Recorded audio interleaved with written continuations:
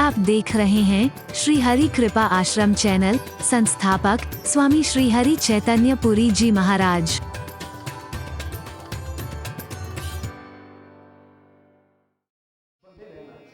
यहाँ का बंधन भी तुम्हारे सारे बंधनों से तुम्हें मुक्त कर देगा।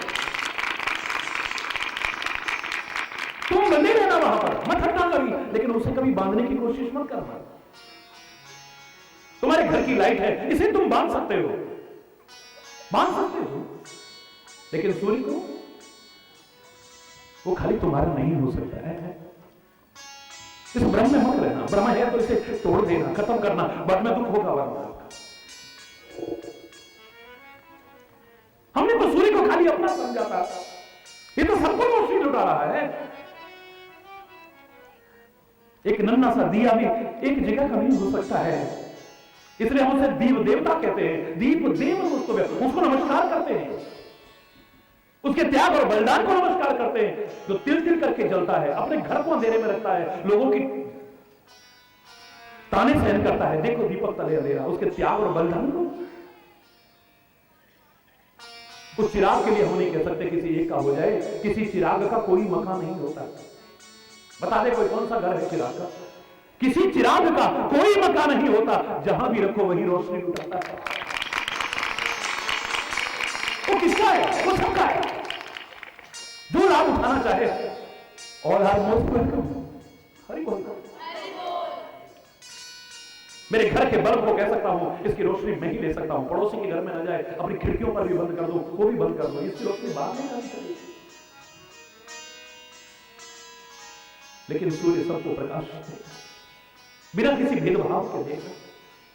जो उसकी शरण में आएगा उसको देगा, जो लाभ उठाना चाहे। खिड़की दरवाजे बंद करो तब मैं नहीं कहता हूं, आंखें बंद करके चलो तब मैं नहीं कहता हूं,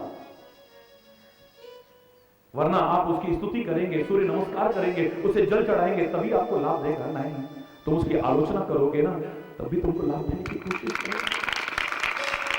तो सबका है, किसी एक का नहीं हो सकता है। तुम अपने पंखे की हवा हो सकता है उसकी तरफ न जाने दो, लेकिन उसके चलाए पंखे को देखो क्या बढ़िया चल रहा है। बांध सकते हो? मेरे पड़ोसी को न जाए, मेरे बगल के गांव वालों को न जाए, वो तो मेरे दुश्मन है, तुम्हारे हो सकते हैं, उसका नहीं है। इस हवा को नहीं बांध सकते हो तुम, इस सूर्य को नहीं बांध सकते हो तुम, इस पृथ्वी को नहीं बांध सकते हो। ये पृथ्वी माता सबको अपने आंचल में समेट के बैठी हुई है। ये सागर किसी एक का नहीं हो सकता है, ये गंगा मैया किसी एक की नहीं हो सकती, नदी किसी एक की नहीं हो सकती है, ये आकाश किसी एक का नहीं हो सकता है। तो मेरे संत भी, मेरे गुरु भी, मेरे महापुरुष भी, मेरे परमात्मा भी किसी एक के नहीं हो सकते। सबको लगना चाहिए कि वो मेरे हैं। मेरे तो गिरधर गोपाल, दूसरों न कोई। मेरे तो गिरधर गोपाल, दूसरों न कोई। जाके सिर मोर मुकुट मेरो पति सोई। जाके सिर मोर मुकुट मेरो पति सोई। मेरे तो गिरधर गोपाल, दूसरों न कोई। मेरा तो एक तू ही है और कोई नहीं है मेरा। ये कहने में कोई बुराई नहीं है, मेरा तो तू एक, मेरा सहारा, मेरा अवलंबन, मेरी ओट, मेरा बल, मेरा भरोसा, एक भरोसा, एक बल, एक आस विश्वास, मेरा सब कुछ तू ही है। दुनिया का कोई होगा, दुनिया का कोई होगा, लेकिन मेरा तू ही है बस।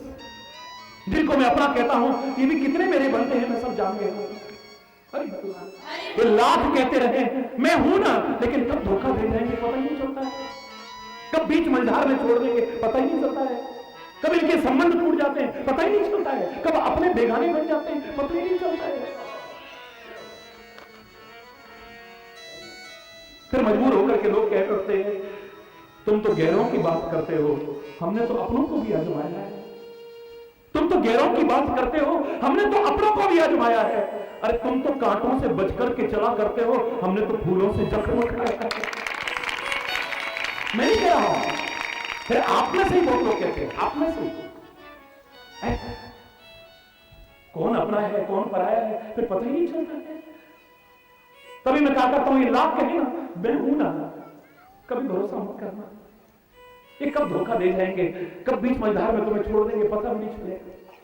और संत गुरु परमात्मा ना भी कहे ना, वो अगर ना भी कहे ना, ये सोचना कि वो कह रहा है मैं हूं ना, चलो तुम्हें घबराने की जरूरत नहीं।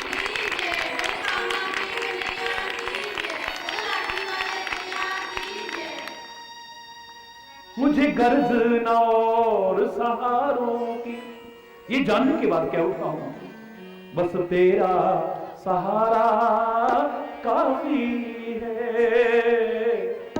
मझधार में डूबती नैया को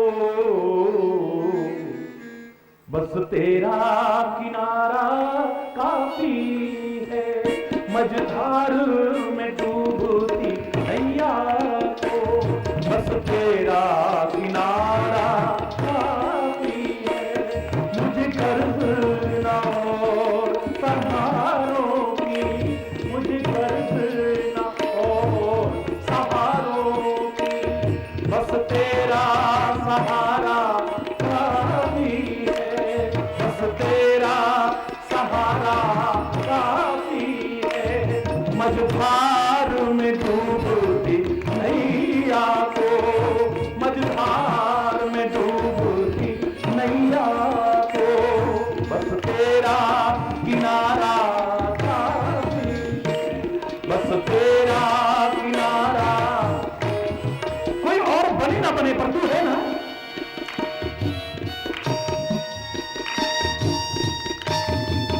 हरि बोल, जोर से बोलो ना।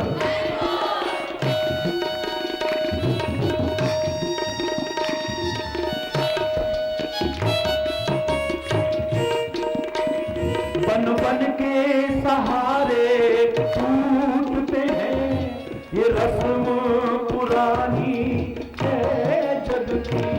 बन बन के सहारे टूटते हैं, ये रस्म पुरानी है जग की। जो टूटे कभी और टूटे नहीं, जो टूटे कभी और छूटे नहीं, वो तेरा द्वारा काफी है। वो तेरा द्वारा काफी है। मुझे गर्व न और सहारों की, मुझे गर्व न और सहारों की। यहाँ रिश्वत और सिफारिश से कोई काम नहीं बन सकता है। यहाँ वहां की नहीं कहता हूं, रिश्वत और सिफारिश से कोई काम नहीं बन सकता है। बिगड़ी तकदीर संभालने को, बिगड़ी तकदीर संभालने को, बस तेरा इशारा काफी है। गर्व न और सहारों की, मुझे गर्व न और सहारों की, मुझे गर्व न और सहारों की।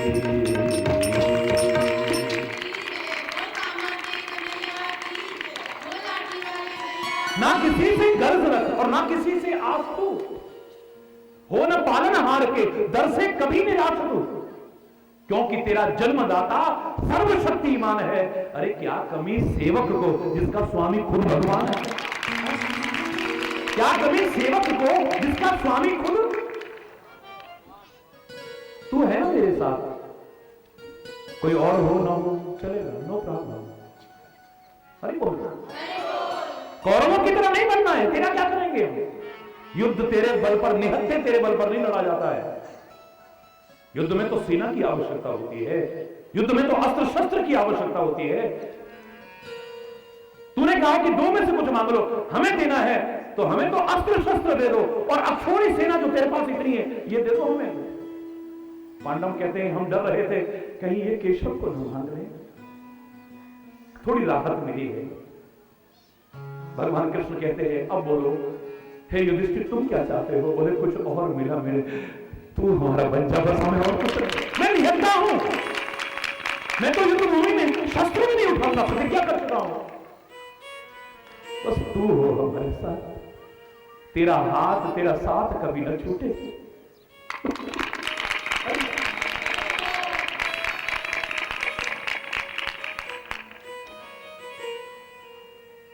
ये कब बदल जाते हैं पता नहीं चलता, कब पलटी खा जाते हैं पता नहीं चलता है, कब बेगाने बन जाते हैं अपने बनने के बाद पता ही नहीं चलता है।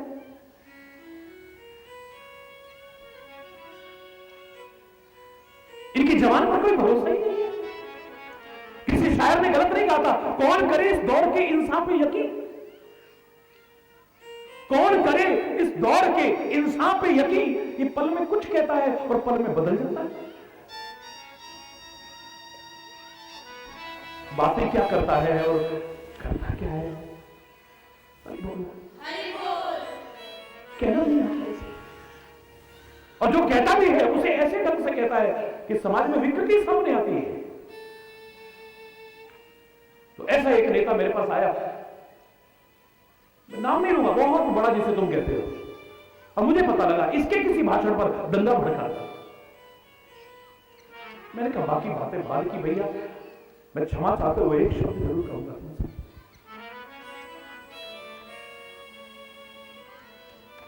लोग टूट जाते हैं एक घर बसाने में।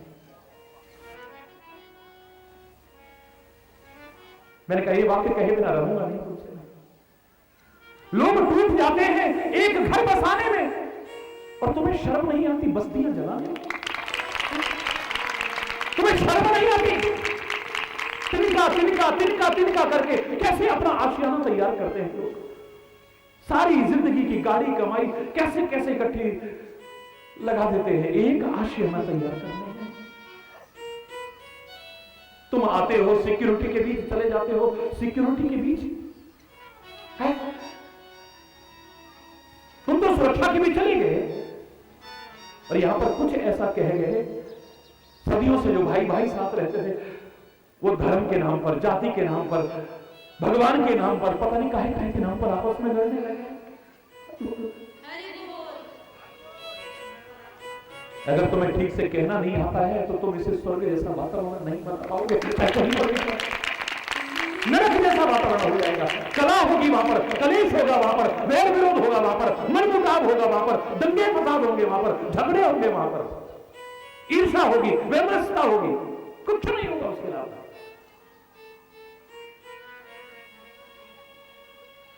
सीखना चाहते हो क्या कहना चाहिए, कैसा कहना चाहिए, तो प्रकृति को समझ लो ना।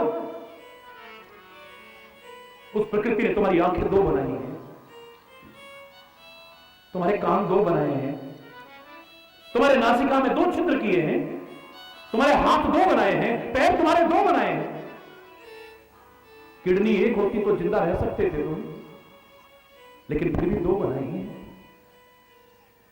हृदय तुम्हारा एक बनाया, लेकिन भाग उसके भी दो किए हैं। हर अंग के ढूंढ करके देख लेना, दो दो भाग किए हैं उसने, सिवाय एक जवान के। जवान के भी दो हिस्से होते हैं, सांप के होते हैं।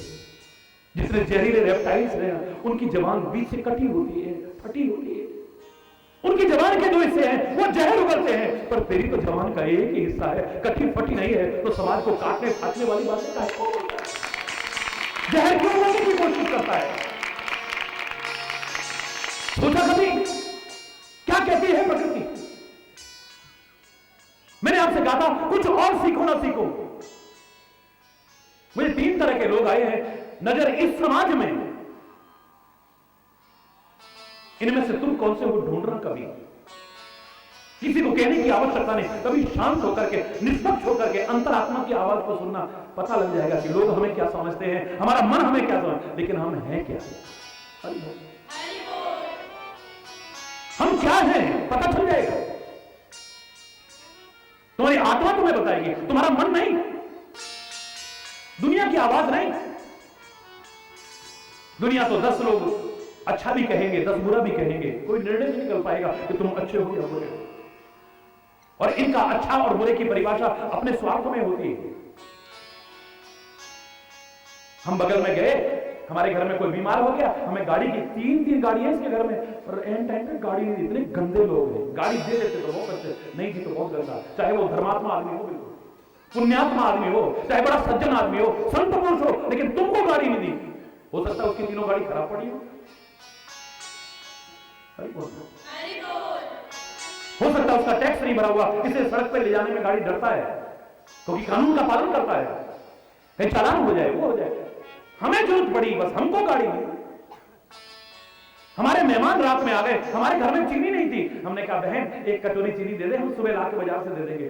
साफ मुकर गई, बिल्कुल इतनी गंदी औरत है, इतनी गंदी। एक कटोरी चीनी देती तो बहुत अच्छी। तुम्हारी परिभाषा अच्छे और बुरे की क्या है?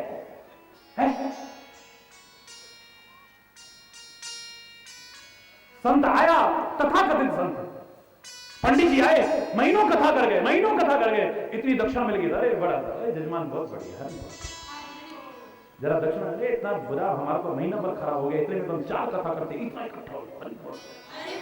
तेरी परिभाषा मान्य नहीं लगती है? तुम्हारी परिभाषा अच्छे और बुरे की स्वार्थ प्रेरित हो सकती है, तुम्हारे मन की परिभाषा भी गलत हो सकती है, लेकिन शांत निष्पक्ष अंतरात्मा की आवाज सुनना वो कभी गलत नहीं होगी। तुम्हें बता देगी तुम क्या कितने पानी में जी रहे हो। मुझे 3 तरह के लोग आए, मैं नहीं कह रहा कि आप कैसे हो, खुद सोचना कि तुम कैसे हो, मैं कैसा हूं, सब कैसे हैं। 3 तरह का जीवन जी रहे हैं समाज में लोग, चौथा नजर नहीं आए मुझे। एक प्रकृति से परिपूर्ण जीवन जी रहे हैं, प्रकृति के अनुसार जीवन जी रहे हैं, जो प्रकृति के नियम है उनका पालन करते हैं। प्रकृति जो हमारी मां से ज्यादा रक्षक है, उसको विकृत करके भक्षक बनाने की कोशिश नहीं करते। ये बाढ़, ये भूकंप, ये सूखा, ये अतिवृष्टि, ये सुनामी, ये सारे काहे को आते हैं? वो आते नहीं, हम बुलाते हैं। अरे बोलना क्षमा चाहते हो, ये प्रकृति अगर हम इसके नियमों का पालन करें, इसके संरक्षण पर ध्यान दें, मैं दावे से कह रहा हूं हमारी मां इतनी रक्षक नहीं है जितनी ये हमारी रक्षक है। और इसके नियमों की अवहेलना करें, इसके नियमों की पालना ना करें, इसको विकृत करने की कोशिश करें, इस प्रकृति से छेड़छाड़ करें, ये कब भक्षक बन जाती है पता भी नहीं चलता है। सब कुछ प्रकृति ने सिखा रखा है, प्रकृति के अनुसार जीवन जीता है, प्रकृति के बीच जीता है। पहले इतने सूटेड बूटेड रह करके भी आपका ये लाठी वाला भैया पता नहीं शरीर स्वस्थ रख पाएगा कि नहीं रख पाएगा। हरि बोल।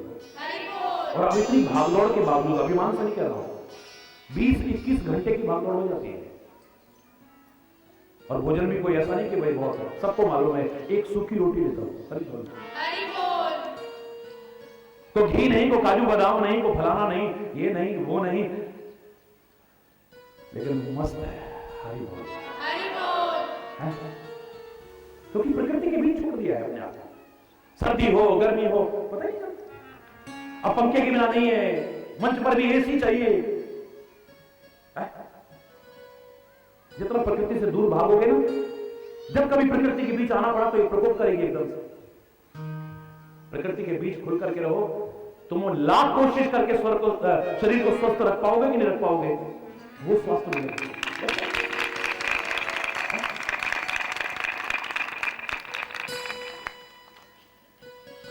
प्रकृति को नियमों की पालना करो। प्रकृति आपको सब कुछ सिखा रही है, सब कुछ सिखा रही है।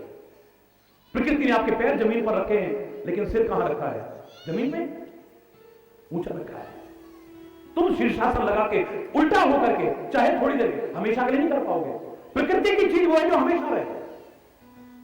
तुम थोड़ी देर के लिए कर सकते हो, सिर उल्टा कर लो, लेकिन प्रकृति ने तुम्हारा सिर ऊंचा बनाया है।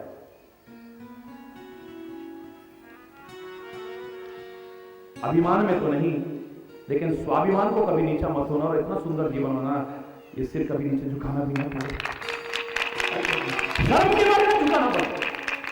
ये आंखें कभी ऊंची बनाई है, ये शर्म के मारे ना झुकानी पड़े, विनम्रता से चाहे झुक जाए। पैर हमारी प्रकृति ने जमीन पर बनाए हैं, लेकिन मस्तिष्क हमारा ऊंचा बनाया है। मस्तिष्क में चिंतन ऊंचा दिया है, कभी नीचा चिंतन आने की। ये प्रकृति की व्यवस्था है। प्रकृति ने पैर जमीन पर रखे हैं, लेकिन मस्तिष्क आपका दिमाग ऊंचा रखा है, यानी इसका चिंतन ऊंचा उठा के रखना, इसे निकृष्ट चिंतन, चाहे जो करो तो नो प्रॉब्लम। मेरा कन्हैया गाय चराता है। आजकल की युवा पीढ़ी को सिखाने के लिए इससे अच्छा संदेश क्या हो सकता है? घर की सामर्थ्य से चलो।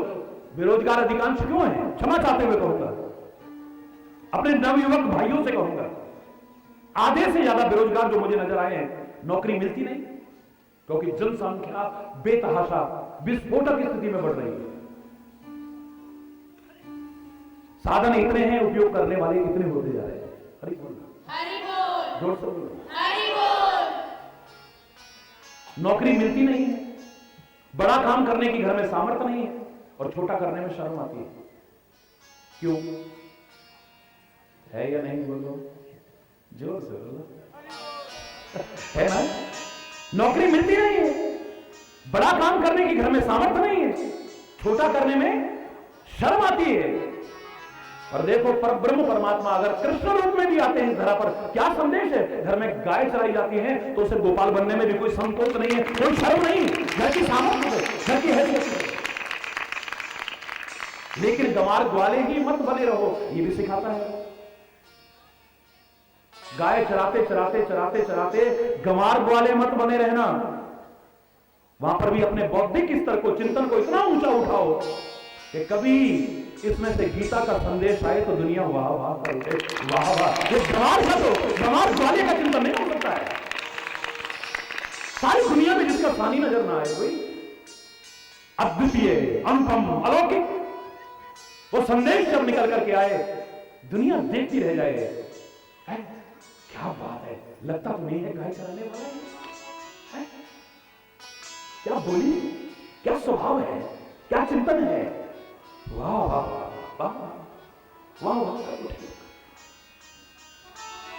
तब भी करते थे लोग, आज भी कर रहे हैं, और चैलेंज कर रहा हूं, आगे भी हमेशा उस चिंतन के लिए लोग वाह वाह करते रहेंगे। ऐसा दूसरा चिंतन नजर नहीं आएगा।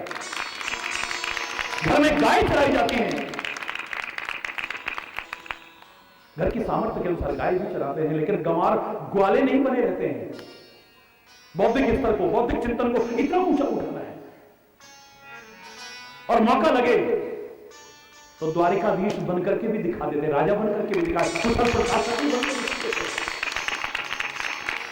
अपनी योग्यताओं को बढ़ाना है, महत्वाकांक्षाओं को नहीं। महत्वाकांक्षा बुरी चीज नहीं है, लेकिन अत्यधिक महत्वाकांक्षी व्यक्ति दुखी होता है। योग्यता से ज्यादा जो महत्वाकांक्षी बनता है वो दुखी होता है, क्योंकि मिलेगा है नहीं। पर हमने तो सोचा था हम डॉक्टर बनेंगे, नहीं बनता। हमने सोचा था कि इंजीनियर बनेंगे, नहीं बनता। हमने सोचा था कि कलेक्टर बनेंगे, डीएम बनेंगे, कमिश्नर बनेंगे, नहीं बनता। योग्यताओं को बढ़ाओ ना, ये तो कुछ भी नहीं है। पिछड़े इलाके में रहने वाला, दूरस्थ भारत के इलाके में रहने वाला, अभावग्रस्त परिवार और इलाके में रहने वाला, जिसकी घर में फीस भरने को, पढ़ाई के लिए पैसे ना हो, जिसकी बहन अपने जेवर बेच करके पढ़ाती हो, वो देश का राष्ट्रपति बन सकता है। तुम बढ़ाओ तो क्यों? अपनी योग्यताओं को निखारो ना, अपनी योग्यताओं को निखारो, महत्वाकांक्षाओं को नहीं। एम्बिशियस होना कोई बुरी बात नहीं है, एम्बिशन से मेरा कोई विरोध नहीं है, लेकिन योग्यता से ज्यादा महत्वाकांक्षी बनना, समझ लो कि अनेक दुखों में एक दुख को निमंत्रण और दे रहे हैं। सपने देखना भी कोई बुरी बात नहीं है। मैं तो खुले शब्दों में कहता हूं, बच्चों से नहीं, सबसे कह रहा हूं, देखो सपने। अगर सपने देखने की आदत है तो नीचे सपने मत देखना, छोटे नहीं, बड़े बड़े सपने देखो, बहुत ऊंचे ऊंचे सपने देखो। सपने देखना भी कोई बुरी बात नहीं। मैं जब कॉलेज में पढ़ा करता था तब मैंने एक बात कही थी एक जगह पर, एक व्याख्यान में। उस समय खुशकिस्मत है वो लोग जो सपने भी देखते हैं, लेकिन ये नहीं भूलते हैं कि हमें ये नहीं भूलना है कि सपने देखने में कोई बुराई नहीं, but you have to pay the price to make them come true. You have to pay the price to make them come true. उनको साकार करने के लिए you have to pay the price, कीमत भी चुकानी पड़ेगी। मैं ये बनना चाहता हूं, मैं कोई बात नहीं, बनो। बड़े बड़े शहरों में भी लोग इतनी हिम्मत कर पाए ना कर पाए, छोटे से कहे जाने वाले गांव में महाराज जी को बुलाना है, महाराज जी को बुलाना है। इनकी निगाह में एक सपना था प्रोफेशनलों को तो चाहे जो बुला लेगा, चाहे जहां बुला लेगा, बस खाली इतना होना चाहिए। महाराज जी को बुलाना सबसे सरल है और सबसे कठिन है, क्योंकि प्यार और भावनाओं के बिना जाएंगे नहीं, और ये जल्दी से सबके दिल में आती नहीं है। तो फिर हरि बोलना, मैं जहां भी जाता हूं इसी के बल पर जाऊंगा। यहां बुला के दिखा दिया, बोलो, लेकिन प्रयास भी तो किया ना। क्यों? खाली सपने देखने से तो नहीं ऐसा होगा, सारे लोग आएंगे, लाभ उठाएंगे। महाराज जी की वाणी वहां पर तो सबको सुनने को मिलती है, सारे विश्व में सुनने को मिलती है। हमारे गांव में तो अभी केबल भी नहीं है, लोग तो हमारे देख नहीं पाते हैं। कितने लोगों को सुना पाऊंगा मैं? हॉल भी बना दिया कि भाई वीसीआर लगा दो, कैसेट लगा दो, कितने लोगों को सुना पाऊंगा?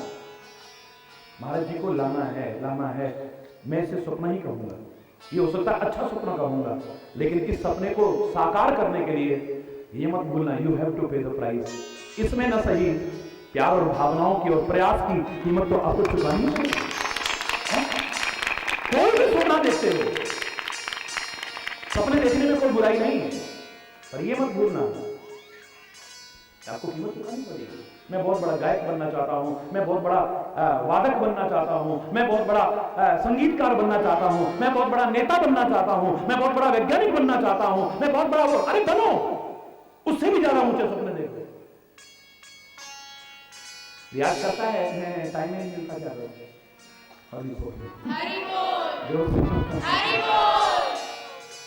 You have to pay the price to make them come true.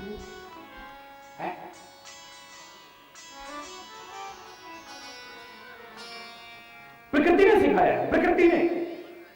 पैर रहे आपके जमीन पे, अपनी बात पर आ जाइए, लेकिन मस्तिष्क अगर ऊंचा बनाया है तो इसमें चिंतन ऊंचा ऊंचा आना चाहिए, कभी निकृष्ट चिंतन नहीं आना चाहिए। प्रकृति ने पांव आपके जमीन पर रखे हैं, लेकिन आंखें, जोर से बोलो ना, ऊंची आंखें कर रखी हैं, ऊपर रखी। इन आंखों से ऊंचा ऊंचा देखना, हरि बोल, निकृष्ट मत देखना। इन आंखों से निकृष्ट मत देखना। गलत जगह जहां पर जाओगे तो ऊंची चीजें देखने को नहीं मिले, नीची चीजें देखने को मिले, निकृष्ट चीजें देखने को मिले। ऊर्ध्व जीवन हो आपका, ऐसा देखना हो। हमारे यहां दीपक की पूजा की जाती है, कोई भी अनुष्ठान अधूरा माना जाता है अगर दीप न जलाया जाए। क्यों? दीपक की लौ भी हमेशा, बोलो, ऊपर उठती है। यज्ञ में अग्नि जलाई जाती है तो अग्नि का जो गमन है वो ऊर्ध्व की ओर होता है, अधोगमन नहीं होता है उसका, वो भी ऊपर की ओर जाती है। हमारे अग्नि की भी पूजा की जाती है। जीने में मरने में अग्नि देवता का सम्मान करे बिना तो हम रह ही नहीं सकते हैं। अब हमसे कोई कहे कि राम होता ही नहीं, हरि बोल, ये खाली कल्पना है, तो मैं क्या कहूंगा? तेरे लिए नहीं होगा भैया, हमारे लिए तो वही सब कुछ है। और फिर ये सच बहस करने की आवश्यकता तो है ही। कोई तेरी मोहर लगेगा तभी राम होगा, वो तभी राम का चरित्र होगा, तभी राम की कथा होगी, तेरे प्रमाण की तो आवश्यकता है नहीं। हरि बोल, जोर से बोलो ना। लोग कहें कि सूरज ही नहीं होता है, अब उल्लू कह सकता है, पर हम बहस नहीं करेंगे। हाँ, तू ठीक कह रहा है, तुमने देखा नहीं? आइए, तुम देखा तो नहीं, जो कैसे बोलेंगे? अरे बोल, जोर से बोलो। एक तो क्या, 1000 उल्लू भी इकट्ठे हो जाए वो कभी मानेंगे सूर्य होता है? वो कभी कहेंगे सूर्य का प्रकाश भी होता है? हमने सूर्य को देखा है, हमने प्रकाश को देखा है, हम कह सकते हैं, लेकिन हमें भी बहस करने की आवश्यकता नहीं है। तुम्हारी मोहर की आवश्यकता है। ये कोई राजनीतिक मंच नहीं, और इसे कहीं भी जोड़ने की कोशिश मत करना। खुले शब्दों में कह रहा हूं, मैंने पहले कह दिया एक ही बात, ना मैं किसी दल में ना किसी दलदल में। हरि बोल, प्रकृति ने हमारे पांव नीचे रखे हैं लेकिन सिर ऊंचा रखा है। ऐसे कर्म करना, सिर ऊंचा रहे, कभी नीचे न हो। प्रकृति ने पांव जमीन पर रखे हैं लेकिन मस्तिष्क ऊंचा रखा है। चिंतन तुम्हारा ऊंचा हो, कभी नीचा चिंतन ना हो। प्रकृति ने पांव तुम्हारे जमीन पर रखे हैं, लेकिन आंखें ऊंची रखी हैं। इनसे ऊंचा ऊंचा उत्तम देखना, श्रेष्ठ देखना, निकृष्ट मत देखना, अधम मत देखना, नीचा नीचा मत देखना। इन कानों से, कानों को भी ऊंचा बनाया है, पैर जमीन पर होंगे। इन कानों से ऊंचा सुनना, बहरे बनकर के नहीं, यानी उत्कृष्ट चिंतन, उत्तम चिंतन, ऊंचा ऊंचा महान चिंतन सुनने की कोशिश करना। इससे कभी निकृष्ट चिंतन लेने की कोशिश मत करना। नीची बातें सुनने की कोशिश, बोलो, नीची बातें सुनने की कोशिश मत करना। परमात्मा ने पांव जमीन पर रखे हैं, लेकिन जवान हमारी ऊपर बनाई है।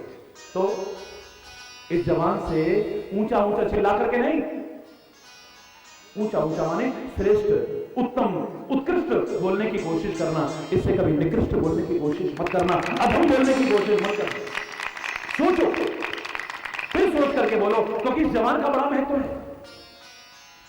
ये जवान ही है जो दुश्मनी पैदा कर सकती है। क्यों? ये जवान ही है जो प्यार पैदा कर सकती है। ये जवान ही है जो शांति का वातावरण पैदा कर सकती है। ये जवान है जो अशांति भी करा सकती है।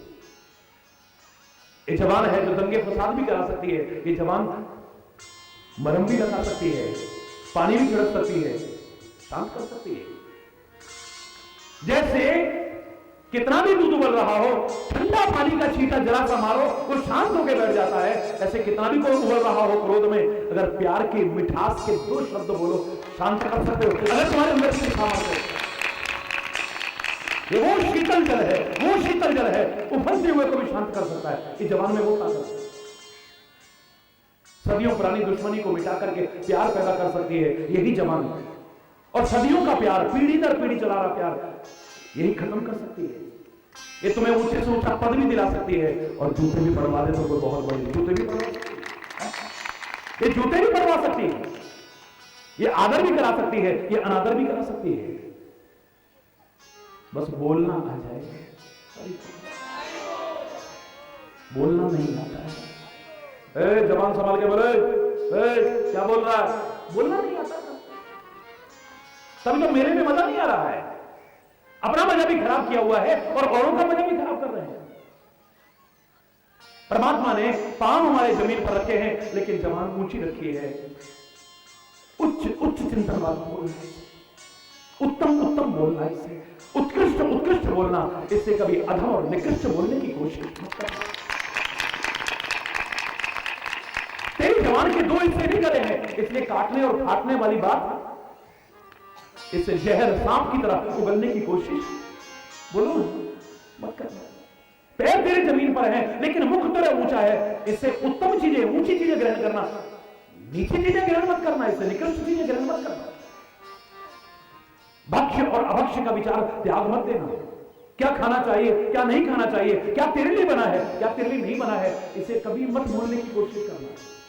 शेर के आगे कितने भी मिठाई रख दो, पकवान रख दो, मेवा मिष्ठान रख दो, खाएगा? बोलो ना, है?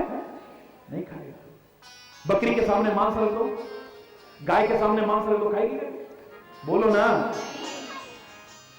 क्यों? उनको कैसे पता लग गया कि प्रकृति ने हमारे लिए ये भोजन बनाया है, हमें यही भोजन ग्रहण करना है। वाह, एक तू है जो सब कुछ खा लेता है? और अपने आप को सबसे उत्कृष्ट कहता है। वाह, देवता भी तरसते हैं इस मानव शरीर को पाने के लिए, ऐसे शरीर के लिए जैसे चाहे जैसे जी रहे हो, चाहे जो खा रहे हो, चाहे जो बोल रहे हो, चाहे जैसा जीवन, उनके लिए नहीं, जिन्होंने अपने जीवन को भी स्वर्गतुल्य बनाया है और औरों के लिए भी स्वर्गमय वातावरण बनाया, उनके लिए तरसते हैं।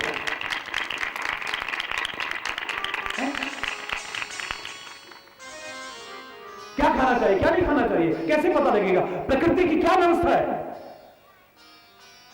और किसी से न सीख सको तो पशु पक्षियों से सीख लो।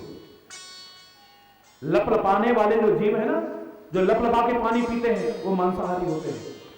अपवाद हर सिद्धांत के साथ, अपवाद छोड़कर। हरि बोल, हरि बोल। कोई भी सिद्धांत बनता है उसका अपवाद हो सकता है, वरना आप कभी भी गहराई से विचार करिए, जो लपलपा के पानी पीते हैं वो मांसाहारी होंगे, और जो घूंट घूंट करके गट गट गट गट करके पानी पीते हैं वो शाकाहारी होंगे। शेर लप लप लप लप करके पानी पीता है, गीदड़ लप लप लप लप करके पानी पीता है, कुत्ता लपलपा के शाकाहारी भी होगा पर मांसाहारी जरूर होगा, लपलपा के पानी पीता है, बिल्ली लपलपा के पानी लप लप लप लप लप लप लप करके पानी पीता है, ये मांसाहारी होंगे। लेकिन मेरी गाय घूट घूट के पानी पीती है, बकरी घूट घूट के पानी पीती है, भैंस घूट घूट के पानी पीती है, वो मांसाहारी नहीं हो सकते। मेरा प्रश्न है मानव, तू घूट के पानी पीता है या लप लप करके पानी पीता है? अगर तू लप लप लप लप करके पानी नहीं पीता है, लप लपा के पानी नहीं पीता है, घूट घूट करके पीना है, तो फिर प्रकृति की व्यवस्था को भंग क्यों करता है? फिर तू मांसाहार ग्रहण क्यों करता है? वो तेरे लिए नहीं बनाया है।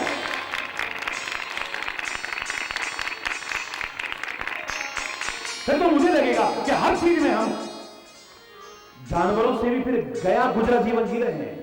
मनुष्य रूप है मृगास्परंती, मनुष्य रूप में है लेकिन पशुतुल्य विचरण, पशुतुल्य नहीं, पशुओं से भी बदतर जीवन जी रहे हैं। कि पशु पक्षी अपने नियम का पालन करें, प्रकृति के नियमों का पालन करें और हम उसकी अवहेलना करें। प्रकृति ने तेरे पांव जमीन पर रखे होंगे लेकिन हाथ ऊंचे बनाए हैं। और हरि चैतन्य जैसे जब आ जाते हैं ना, वो तो और भी ऊंचा करवा देते हैं, जय जय श्री राधे,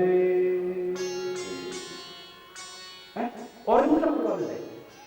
इन हाथों से ऊंचे ऊंचे कर्म करना, कभी नीचे कर्म करने की कोशिश।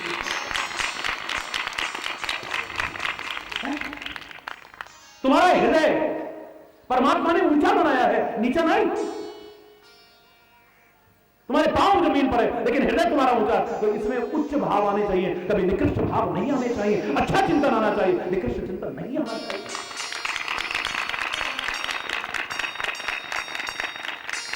ये प्रकृति की व्यवस्था है। तीन तरह के लोग जो मुझे नजर आए हैं, उनमें पहला है जो प्रकृति के नियमों का पालन करता है, प्रकृति की व्यवस्था को ध्यान में रखता है, प्रकृति से छेड़छाड़ नहीं करता है, प्रकृति के नियमों की अवहेलना नहीं करता है, सुखी रहता है, स्वस्थ रहता है, प्रसन्न चित्त रहता है, कभी नहीं गहराई से विचार करते।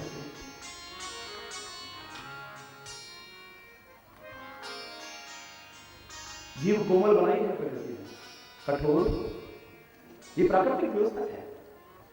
तीन चीज में कठोरता नहीं दी है भगवान ने, कठोरता आती नहीं है। और भी अंग हो सकते हैं ऐसे जिनमें हड्डी नहीं है लेकिन कठोरता आ जाती होगी, लेकिन इनमें हड्डी भी नहीं है और कठोरता नहीं आती है।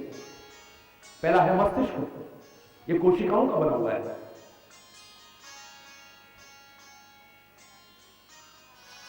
हड्डी नहीं है इसमें, हरि बोल, हरि बोल। मस्तिष्क में एक भी हड्डी नहीं, एक भी हड्डी नहीं। यानी परमात्मा कहना चाहते हैं, प्रकृति कहना चाहती है, इस मस्तिष्क में कठोर चिंतन कभी लाने की कोशिश मत करो। ये कठोरता ज्यादा दिन नहीं रहती, कठोरता जल्दी नष्ट होगी, कोमलता चिरस्थायी रहती है, याद रखना कभी। तभी हम कहते हैं संतों का हृदय बड़ा कोमल है, संतों का स्वभाव बड़ा कोमल है, कोमल स्वभाव कहते हैं। चिरस्थायी है, चिरस्थायी है, कठोरता नहीं रहेगी।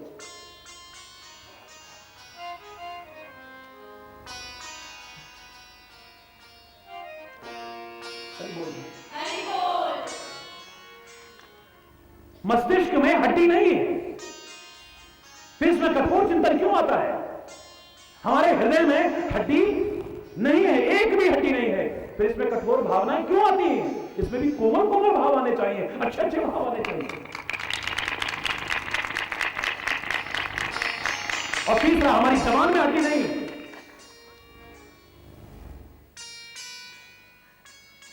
इसे कठोर नहीं बोलना है। वशीकरण एक मंत्र है, तू तज दे वचन कठोर, तू तज दे वचन कठोर। वशीकरण मंत्र सिद्ध करने के लिए शमशानों में जाने की जरूरत नहीं है, जाकर के कठोर साधना करने की आवश्यकता नहीं है। जब पूरे भारत की पदयात्रा ईश्वर की कृपा से मैंने की, लोग कहते थे लगता है महाराज जी को कोई वशीकरण मंत्र आता, सारे पागलों के पीछे भाग देते हैं, हजारों हजारों लोग उमड़ पड़ते हैं। लोग पूछ भी बैठते थे, मैंने कहा हाँ है, तुम भी सीखो, हमें भी सिखाओ ना। तो मैंने कहा मेरे को तो एक ही वशीकरण मंत्र आता है, कठोर वचन का परित्याग कर दो, वाणी में कोमलता लाओ, हितपद वाणी बोलो, कमल वाणी बोलो और मंगलमय वाणी बोलो, मधुर वाणी बोलो, तुम्हारे अपने बन जाएंगे। देखो ना, वरना घर के 4 आदमी तुम्हारे नहीं बन सकते हैं। बोलो कठोर से, एक नन्हा सा बच्चा तुम्हारा नहीं बन पाएगा। जरा कठोर बोल के देखिए। ये वाणी का बहुत बड़ा महत्व है, बहुत बड़ा। पूरे भारत की पदयात्रा में अचानक बात चली है तो याद आ गया, एक गांव में से जब हम निकलने लगे, अब समय की पाबंदी की आदत है मेरी, मैं क्या करूं। मैं तो हमेशा कहता हूं मैं अपनी आदत सुधार नहीं सकता, और इस मामले में तुम बिगाड़ लोगे तो सुखी रहोगे, क्योंकि समय किसी का गुलाम नहीं होता है। समय किसी का गुलाम नहीं होता है। जो समय की कदर करता है, जीवन में उन्हीं के सम्मान का समय आता है। जो समय का मोल नहीं करता है ना, मोल नहीं जानता है, उनका जीवन अनमोल नहीं बनता है। कभी समय रुकेगा नहीं, कभी ये निरंतर चलता रहेगा। इसके एक एक क्षण का सदुपयोग करना, इसके महत्व को समझना है। तो प्रारंभ में जब कार्यक्रमों में जाया करता था, 1981, 82, 83 की बात कर रहा हूं, जब पदयात्रा में था, उस जमाने की बात कर रहा हूं, 1981, 82, 83 की बात कर रहा हूं। 8 बजे का टाइम है, तो 8 बजे मंच पर है, महाराज जी अभी लोग कम हैं, रहने दो। जब सत्संग की खुशबू फैलेगी ना, तो मैडम तो बगल में रह के भी नहीं आएगा, लेकिन भौरा तो दूर से भी खींचा हुआ अपने आप आ जाएगा। डोंट वरी, अपने आप आ जाएगा। हरि बोल। अब मैं उसका इंतजार करूं कब पंडाल भरे, तब बोलना शुरू करूं। हरि बोल। तो कुछ दिन ऐसा होता था कि माइक वाले होते थे, साज वाले होता था, मैं होता था, और 150 लोग होते थे। कई दिन ऐसा हुआ। लेकिन अब जो लोग पहचान गए हैं स्वभाव को, उनको पता है, इसलिए महाराज जी के पहुंचने से पहले बड़े बड़े पंडाल भी छोटे पड़ जाते हैं, बड़े से बड़े मैदान छोटे पड़ जाते हैं, बड़े से बड़े। और जो पहले दिन नहीं समझ पाते, हाय कितनी अच्छी बातें हो रही थी, हमारी कितनी निकल गई, वो दूसरे दिन उससे पहले पहुंचे होते।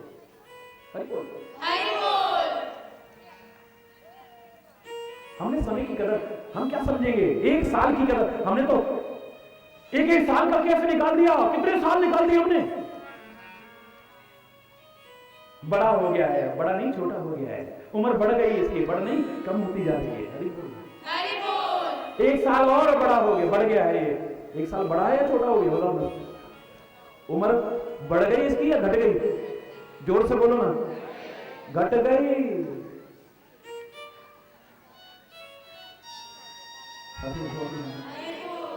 लेकिन जो समय का महत्व जान उनको होता है, हाय हमारा साल ऐसे तो नहीं, वो सिंहावलोकन करते हैं, मुड़ करके देखते हैं पिछले वर्षों में हमने क्या किया है। सिंहावलोकन करना भारतीय संस्कृति में आ गया है। गीदड़ों की तरह देखना नहीं, डराने के लिए नहीं, सिंह की तरह अपनी कमियों पर, अपने जीवन पर निगाह दौड़ाएं, सिंह की जैसी नजर हो। हरि बोल। क्या खोया है, क्या पाया है, पिछले वर्षों में हमसे क्या क्या गलतियां हुई हैं, क्या हमारी योजनाएं थी जो अधूरी रह गई हैं, क्या हम चाहते थे जो नहीं कर पाए हैं। 1 साल की कदर उससे पूछो, भगवान ना करे जिस बच्चे का 1 साल बेकार हो गया हो स्कूल में। तुम्हें नहीं पता, तुम्हें नहीं पता 1 साल की कीमत क्या होती है। 1 साल की कीमत जानना चाहते हो ना, उससे पूछो। जो फेल हो गया, भगवान ना करे, मैं तो परमात्मा से कहूंगा खाली परीक्षा में नहीं, जीवन के दाव में भी कोई फेल ना हो, सब अपने दाव को जीत करके जाए, शुभकामना है नहीं।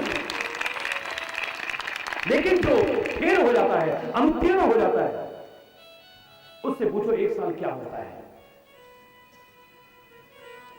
जब उसी क्लास में आके बैठना पड़ता है, जो अपने से जूनियर थे, अपने से नीचे थे, वो जब बगल में आके बैठते हैं, उनके मन में गलत भाव आए ना आए, लेकिन इसके मन में क्या सोच रहे होंगे मेरे बारे में।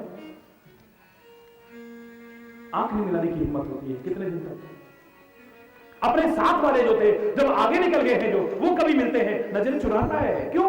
उनके मन में कोई गलत भाव नहीं आएगा, लेकिन इसके मन में ये सोचते होंगे गंवार है, ये सोचते होंगे बिल्कुल बेकार है, ये सोचते होंगे, इसके मन में लगता है एक हीन भावना का उद्भव हो जाता है। एक साल जिसका बिगड़ गया हो, उस एक साल की कीमत क्या है उससे पूछो कभी। एक साल तो बहुत लंबी बात है मेरे प्यारे बच्चों, मेरे प्यारे भाइयों, मेरी प्यारी बहनों।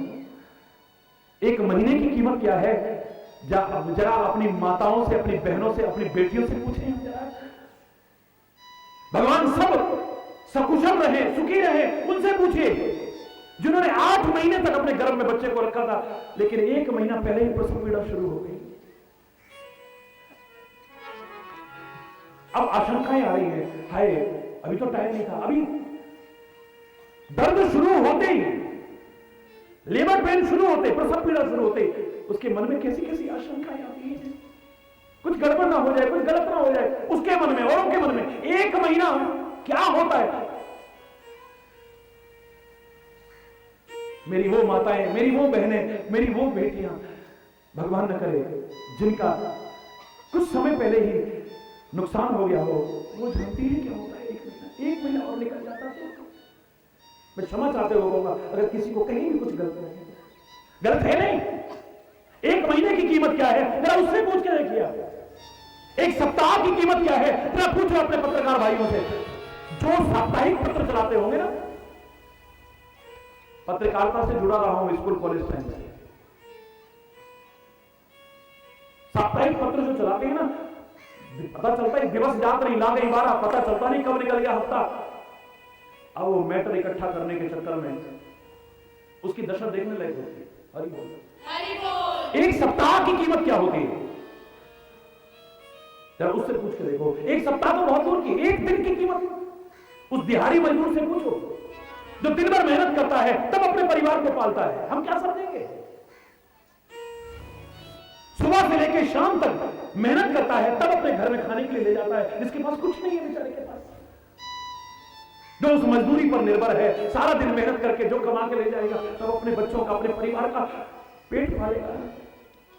आपने तो किसी वजह से जाम लगा दिया, आपने तो किसी वजह से हड़ताल कर दी, आपने तो किसी वजह से काम रोक दिया, उसके घर का क्या होगा। सोचा आपने कभी? तुम क्या सोचोगे? उससे पूछो 1 दिन की क्या कीमत होती है, वो जो 1 दिन उनको भूखा रह करके बिताना पड़ा है। बहुत लोग हैं ऐसे, अभी बहुत लोग हैं ऐसे। 1 दिन भी बहुत बड़ी बात है, 1 घंटे की कीमत नहीं आंक सकते हो। सारी दुनिया को जीता था सिकंदर ने, सारी दुनिया को जीतने के बाद मालूम है आपने आखिरी टाइम उसने कहा था 1 घंटे का समय मुझे कोई दे दो, 1 सांस नहीं खरीद सकते तुम। सारी दुनिया की दौलत लेकर के 1 सांस खरीद के दिखाओ। लेकिन सिकंदर ने कहा था 1 घंटे का समय कोई दे दे, जो सारी दुनिया मैंने जीती है ना उसके चरणों में लच्छा कर। सारी दुनिया को जीतने के बाद 1 घंटे का समय मुझे चाहिए बस। मुझे लगता है मेरा अंतिम समय आ गया है। 1 घंटे का, 1 घंटा भी बहुत दूर की बात है। 1 मिनट का समय क्या कीमत है उससे पूछ के देखो। जो बेचारा कहीं नौकरी के लिए इंटरव्यू देने जा रहा है, जो किसी कंपटीशन में, परीक्षा में भाग लेने जा रहा था, जो अपनी बेटी का संबंध तय करने जा रहा था, जिसने कहीं विशेष किसी कार्य से जाना था, जिसकी कोर्ट में तारीख थी उसको जाना था, देखते देखते ट्रेन छूट गई। 1 मिनट का फर्क पड़ा। 1 मिनट की कीमत तुम नहीं जानते हो। व्यर्थ की चर्चा करके, व्यर्थ के कार्य करके, व्यर्थ की बकवास करके, व्यर्थ का चिंतन करते हुए कितना जीवन बर्बाद कर देते हैं हम लोग। 1 मिनट की क्या कीमत है कभी पूछो। क्या करें, अब तो कोई यहां से बस भी नहीं है, अब तो यहां से कोई ट्रेन भी नहीं है और कोई साधन भी नहीं है। आखिरी चीज बिल्कुल निकल गए हमारे। अब क्या होगा, हम तो कल परीक्षा नहीं दे पाएंगे, हाय क्या होगा हमारा, हम तो कल इंटरव्यू नहीं दे पाएंगे, हाय क्या होगा हमारा, हमारे तो कोर्ट की 11 तारीख में हम नहीं पहुंचे तो हमारे वारंट निकल जाएगा। हरि बोल। क्यों? ये 1 मिनट तुम्हें कितनी बड़ी खुशी दे सकता है, कितना बड़ा गम दे सकता है, जानते हो? कितनी बड़ी खुशी दे सकता है। पता लग जाए कि जिस ट्रेन से हमने जाना था उसका एक्सीडेंट हो गया, अब खुशी हो रही है। अच्छा हुआ हम नहीं गए, नहीं तो हम भी मर जाते रहे। 1 मिनट कितनी बड़ी खुशी दे सकता है। 1 मिनट, 1 मिनट। अच्छा वो 1 मिनट लेट हो गए यार, हम भी उसी बस में जा रहे थे जिसका एक्सीडेंट हुआ, हम भी उसी ट्रेन में जा रहे थे जिसका एक्सीडेंट हुआ। ये 1 मिनट कितनी बड़ी खुशी दे सकता है। ये 1 मिनट कितना बड़ा गम दे सकता है, कितना बड़ा दुख दे सकता है, कितनी बड़ी वेदना दे सकता है, हम नहीं समझ रहे हैं। उससे पूछो जिसका 1 मिनट कितना है। 1 मिनट भी बहुत दूर की बात है, 1 मिनट भी बहुत लंबी बात है। तो मैं तो 1 सेकंड की बात करता हूं, 1 सेकंड की बात। ओलंपिक्स हो रहे हैं, सारी दुनिया के खिलाड़ी पहुंचे हुए, हर देश के खिलाड़ी पहुंचे हुए, हर देश के। 400 मीटर की रेस हो रही है, सारे पीछे रह गए, बस 2 जने आगे हैं और बराबर बराबर चल रहे हैं। अब दोनों मन में सपना देख रहे हैं, गोल्ड मेडल मेरा, गोल्ड मेडल मेरा। और उस देश के लोग भी झंडे ऊंचे कर रहे हैं, हर कोई खुश है, बिल्कुल। ये हाँ और तेज अपनी अपनी भाषा में सारे बोल रहे हैं। लेकिन देखते देखते देखते देखते मेरे सामने मेरा प्रतिद्वंदी, मेरा साथी जो चल रहा था, वो 1 सेकंड पहले उसको क्रॉस कर गया। मैंने 1 सेकंड बात करी, देखते देखते गोल्ड मेडल मेरे हाथ से छूट गया। उस 1 सेकंड की कीमत क्या है, उस खिलाड़ी से, उस देश से कभी देखो, पूछो उस देशवासियों से, उस देश से और उस खिलाड़ी से पूछो 1 सेकंड की क्या कीमत होती है। हरि बोल। एक क्षण हम लोग तो व्यर्थ बहस में खर्च कर देते हैं, व्यर्थ वार्तालाप में कर देते हैं, व्यर्थ विरोध में कर देते हैं, व्यर्थ के चिंतन में, व्यर्थ के कार्यों में बर्बाद कर देते हैं।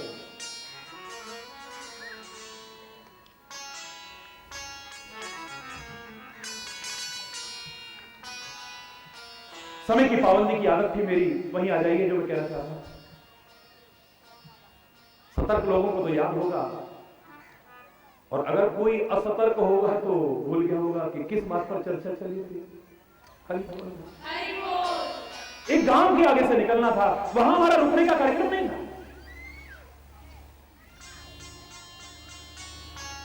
पूर्व सुनिश्चित कार्यक्रम था, इतने बजे वहां मंच पर पहुंचना है। अचानक गांव के लोग आए और आकर के वो तो चरणों में लेट गए। महाराज जी हमारे ऊपर से निकल जाइए, लेकिन आपको रुकना पड़ेगा, 2 मिनट हमारे गांव में भी चरण डालने पड़ेंगे। प्रेमपूर्ण आग्रह को ठुकराएं कैसे महाराज जी? लेकिन समय की मर्यादा है, उसे भी नकारे कैसे महाराज जी? तो मैंने कहा अगर मैं कहूंगा नहीं मेरे पास टाइम नहीं है और देखो मेरे को जल्दी जाना है, टाइम हो रहा है मेरा, तब भी तो उतनी देर तो खर्च होगी ना। इससे बेहतर है ना इतनी देर में कुछ अच्छा चल। मैंने कहा बेस्ट, लेकिन घर नहीं, समय काफी है और मंच पर पहुंचना है मेरे को, आपका प्रेमपूर्ण आग्रह है। एक पेड़ के नीचे चबूतरा बना था, मैं वहां ऊपर खड़ा हो गया। मैंने कहा बस अगली बार आप प्रेम से बुलाना, मैं ज्यादा समय दूंगा, लेकिन इस समय कम समय है। तो अब आपके गांव में भी आ गया, चलूं? नहीं महाराज जी कोई तो बात सुना करके जाओ हमको। अगर आप हमारे घरों में नहीं आ सकते हैं तो कुछ ना कुछ तो हमें सुना के जाना चाहिए। मैंने कहा अब इसमें भी बहस टाइम नहीं है, ये नहीं इतनी देर बोलना है, इतनी देर में कुछ बोल जाओ, क्यों? समझदारी इसी में। तो मैंने कहा भैया देखो, जो पहले आए थे, शुरू में आए थे, वो अंत तक रहेंगे, और जो बाद में आए वो पहले चले जाएंगे। एक बुजुर्ग बैठे थे, महाराज जी को मरने वाला है क्या? आप किसकी भविष्यवाणी कर रहे हो? मैंने कहा भैया कोई भविष्यवाणी नहीं कर रहा है, मैं तो सीधे सीधे संदेश दे रहा हूं, भूमिका ना बांधते हुए। मैंने कहा देखो जवान जब हम पैदा हुए थे तब भी हमारे पास थी, ये आखिर तक रहती है हमारे मुंह में, और दांत बाद में आते हैं और पहले चले जाते हैं। हरि बोल। दांत बाद में आते हैं और पहले चले जाते हैं, जवान शुरू में आती है और अंत तक रहती है। हम समझे नहीं महाराज जी। मैंने कहा जवान में कोमलता है, कोमलता चिरस्थायी है, और दांतों में कठोरपना है, कठोरता जल्दी नष्ट होगी। जीवन में कोमलता को अपनाना अच्छा। हरि बोल। इतना कह करके सब रोकते रहे पर मैं आगे बढ़ गया। हरि बोल। कोमल घास का तिनका कितना भी बड़ा तूफान आ जाए यूं ही होता रहेगा, उखड़ेगा नहीं कभी। और बड़ा बड़ा विशाल विशाल वट वृक्ष भी धराशायी होते देखा है, क्योंकि उसमें कठोरता है। बड़े से बड़े पेड़ को धराशायी होते देखा है, लेकिन जरा से घास के तिनके को नहीं, क्योंकि उसमें लोच है, उसमें कोमलता है। कोमलता चिरस्थायी होती है, कठोरता जल्दी नष्ट होती है। याद रखना। और एक बात और साथ में चलते चलते कहूंगा, जो किसी को नष्ट करने की कोशिश करेगा वो जरूर पहले नष्ट हो जाएगा। जो किसी को सताने की कोशिश करेगा। अगर दिल किसी का दुखाया न होता, जमाने ने तुझको सताया न होता, न आते तेरी आंखों में आज आंसू, किसी हफ्ते को गर रुलाया न होता, न घर में अंधेरा तेरे आज होता, न घर में अंधेरा तेरे आज होता, जो दीपक किसी का बुझाया न चूल्हा तेरे पांव में आज काटा, जो नस्वर किसी को चुभाया न होता। अगर बेसहारों का तू बनता सहारा, तो दिल में तेरे गम का साया न होता। अगर दिल किसी का दुखाया न होता, जमाने ने तुझको सताया।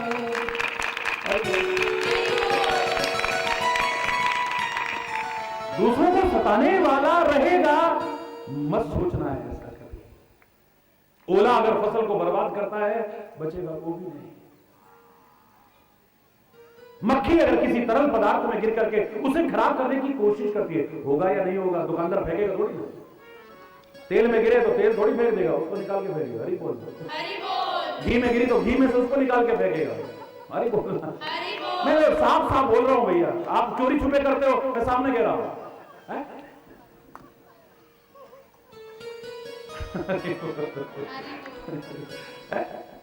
मक्खी अगर तरल पदार्थ में गिर करके उसे खराब करने की कोशिश करती है, तो बचेगी वो भी नहीं, वो भी। दूसरों का दुखड़ा दूर करने वाले तेरा दुख दूर करेंगे राम, किए जा तू जग में भलाई के काम, तेरे सब दुख दूर करेंगे राम। ये जो गीत बना था, गाय के नहीं बना, सहने वाले का नाश नहीं होगा कभी, याद रखना। खुले शब्दों में कह रहा हूं, लेकिन मारने वाला तो मर जाएगा। गांधी मरा, आज भी जिंदा है। गोड़ से हरि बोल, हरि बोल, जोर से बोलो ना, हरि बोल। भगवान कृष्ण के चरणों में तीर मारने वाला है कहीं? बोल ना। लेकिन भगवान कृष्ण थे, हैं और आगे भी रहेंगे। हरि बोल। स्वामी दयानंद को कांच के टुकड़े खिला करके मारने वाला खत्म हो गया, लेकिन वो आज भी जिंदा है। ईसा मसीह को सूली पर लटकाने वाले खत्म हो गए, लेकिन वो आज भी। महावीर स्वामी के हाथों में कील ठोकने वाले का पता भी नहीं गई। मालूम है आपको किसी को? जैन समुदाय के भी लोग बैठे हैं यहाँ, एक दो लोग मेरे से मिले हैं, बताइए जरा नाम बता दो ना उनके। वो कील ठोकने वाले का नाम भी नहीं मालूम। वो आज भी जिंदा है और आगे भी जिंदा रहेगा। खुले शब्दों में कह रहा हूं। एक व्यक्ति ने मेरे से प्रार्थना की, महाराज जी हम इस लायक तो नहीं है, लेकिन आप उधर से निकल रहे हो, मेन रोड पर हमारी दुकान है, आप उसमें चरण डाल देना, उद्घाटन हो जाएगा। वो कल ही हमने करना है, कल आपने निकलना है। सारे बोले नहीं महाराज जी बहुत बिजी प्रोग्राम है, मैं निकलना है। ये बेचारा इतने प्यार से कह रहा है, जब समय अगर एक क्षण निकल सकता है तो जरूर चलना। निकल करके गए। सच्ची घटना बता रहा हूं आपको। तो झोपड़ी जैसी थी, छप्पर पड़ा हुआ था और उसमें लोहार का काम शुरू करना था उसको। महाराज जी बड़ी बड़ी महलों के आपने उद्घाटन करे होंगे, बड़ी बड़ी फैक्ट्रियों के उद्घाटन करे होंगे, बड़े बड़े पुलों के उद्घाटन करे, बड़े बड़े उसके। मेरे तो छोटा सा काम है, उसका प्यार और भावना देखी, मैंने कहा मैं जरूर आऊंगा। गया मैं, और समय नष्ट न हो, एक क्षण भी व्यर्थ में, इसलिए मैंने कहा तुरंत अपना सामान रखो और उसका पूजन करके और काम शुरू कर दो। महाराज जी ये हथौड़ा है, मालूम है मेरे को, पूजन हो गया। महाराज जी ये छेनी है, पूजन हो गया। महाराज जी ये घन है, पूजन हो गया। महाराज जी ये फलाना औजार है, ठिकाना सबके नाम मेरे को याद नहीं। हरि बोल। कितने औजार उसने रख दिए, बस मैं जरा जरा ऐसे लगाया, भगवान का स्मरण करा। मैंने कहा परमात्मा की कृपा से और तुम्हारे विश्वास के बल पर तुम्हारा कार्य निर्विघ्न हो, मैं शुभकामना करता हूं। समय अभाव से जाना पड़ेगा। बगल में एक और जमीन में गड़ा हुआ लोहे का टुकड़ा रखा था। जब मैं उस पर पूजन करने लगा, बोले महाराज जी इसका मत करिए। मैंने कहा क्यों? ये महाराज जी पुराना है। पुराना है, ये नया नहीं लिया। बोले नहीं तो हमारे दादा के दादा के दादा के भी जमाने का है।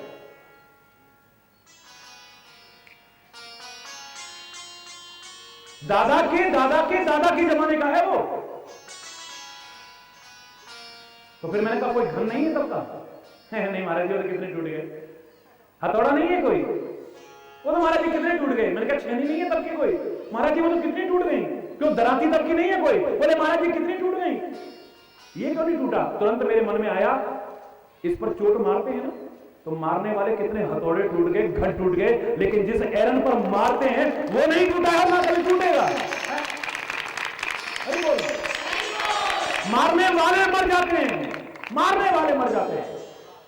अगर तुम्हारा जीवन ऐसा है तो तुम्हें मारने की किसी की हिम्मत नहीं होती। कबीर की तरह कह उठोगे, राम मरे तो मैं मरूं, मेरी मरे बराए, सत्पुरुषों का बालका मरा ना मारा जाए। गुरु ग्रंथ साहब के शब्दों को याद करके कह उठोगे। गुरु ग्रंथ साहब, पावन गुरु ग्रंथ साहब के वो शब्द कह उठेंगे, पापी मरे संत सब जीवे, पापी मरे संत सब जीवे, राम रसायन रसना पीवे। पवित्र पुरुष बारे में भी कहते हैं, पापी मरे संत सब जीवे। जो ऐसा जीवन जी के जाते हैं वो मर करके भी अमर हो जाते हैं, और जिनका जीवन अच्छा नहीं हो, जिंदा भी मरे के समान जीवन